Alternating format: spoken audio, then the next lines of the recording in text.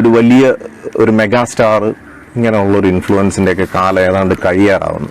അതാണ് നമ്മൾ ആദ്യം പറഞ്ഞ പോയിന്റ്. കലാമൂല്യം സിനിമയിൽ നിന്ന് നഷ്ടപ്പെട്ടു. പിന്നെ വ്യവസായമായിട്ട് ഇതിനെ ഇപ്പൊ പ്യൂർലി വ്യവസായമായിട്ട് കാണുകയാണ്. നമുക്കൊരു വളരെയധികം ആകർഷണീയത തോന്നിയിരുന്ന മീഡിയമാണ്.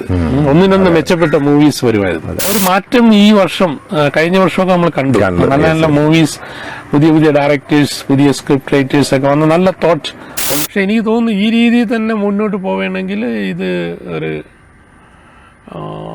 ഈ വ്യവസായത്തിന് തന്നെ ഒരു എൻഡിങ്ങിലോട്ട് പോകും ചിലപ്പോൾ. കാരണം ഇതിന് മുൻകാലങ്ങളിലുള്ള ആർട്ട് ഫോംസ് എടുത്ത് നോക്കിയാൽ മതി. ഇപ്പം നാടകം ഒരു കാലത്ത് വളരെ ശോഭിച്ചു നിന്ന സമയമാണ്. അങ്ങനെയുള്ള ഒരു സിനിമാ ചരിത്രം ആവട്ടെ ഇനി ഫ്യൂച്ചറിലേക്ക്. അതിൻ്റെ ഒരു മിഡിലാണ് ഇപ്പോൾ നമ്മൾ ഉള്ളത്. ഇതൊക്കെ അങ്ങ് മാഞ്ഞു പോവും.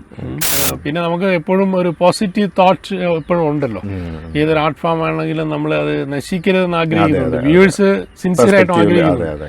അപ്പോൾ ആ രീതിയിലുള്ള ചേഞ്ചസ് ഇനിയിപ്പോഴത്തേക്ക് പുതിയ യുഗത്തിൽ വന്നുകൂടായുകയുമില്ല.